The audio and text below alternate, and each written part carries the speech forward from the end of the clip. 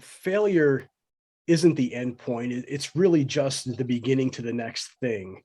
Yeah. And I think our society tends to, define failure as an endpoint. And okay, you tried that, you failed, you moved on.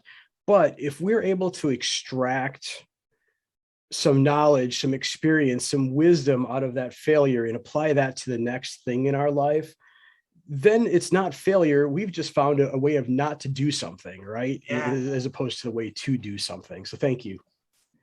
absolutely, Andy. I think you nailed that too. I mean, I think if we could find a way to shift what failure and that word means, the perspective of the definition of, it's really opportunity, because through that we learn, we grow, we can extract those things. And I challenge, and I say that a lot when I'm speaking to youth, because when we know the brain, it's still developing on up into the age of 26, 27.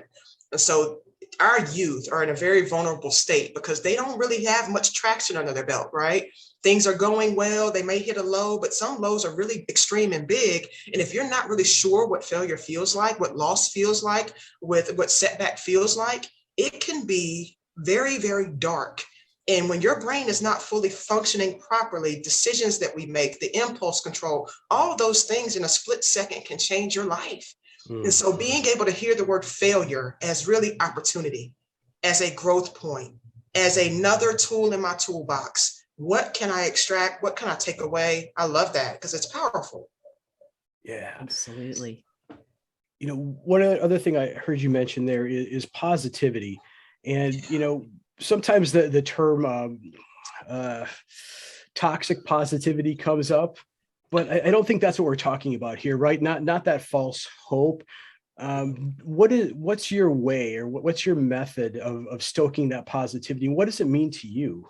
Yeah, I think positivity means really being able to see other sides of the coin.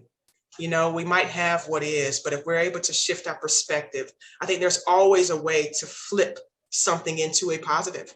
And I think positivity is a choice, because a lot of times you can be faced with something that doesn't look so good.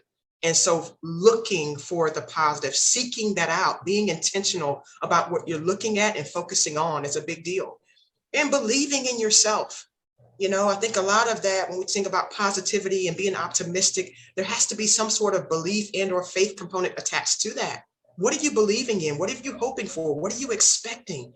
And I think that really does drive an energy of attraction, in a sense of what is it that we're looking for? What is it that we're hoping for? And if we don't quite have that, what can I take away and what can I spin to make it something that's beneficial and positive for the situation at hand?